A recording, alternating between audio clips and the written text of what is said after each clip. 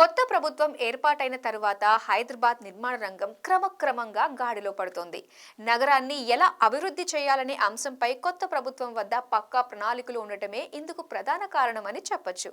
ఎందుకంటే పురపాలక శాఖ బాధ్యతల్ని స్వయంగా పర్యవేక్షిస్తున్న రాష్ట్ర ముఖ్యమంత్రి హైదరాబాద్ సమగ్రాభివృద్ధి మీద దృష్టి సారించారు. ఈ క్రమంలో భవిష్యత్ అభివృద్ధిని అంచనా వేసి ఒక పక్కా మాస్టర్ ప్లాన్ రూపొందించాలని పురపాలక శాఖ ఉన్నతాధికారులని ఆదేశించారు. అదేవిధంగా ఈస్ట్ మరియు వెస్ట్ కారిడార్లను అనుసంధానం చేసేలా తారామతిపేట నుంచి నార్సింగి దాకా మెట్రో ఏర్పాటు గురించి ప్రణాళికల్ని రూపొందించామన్నారు.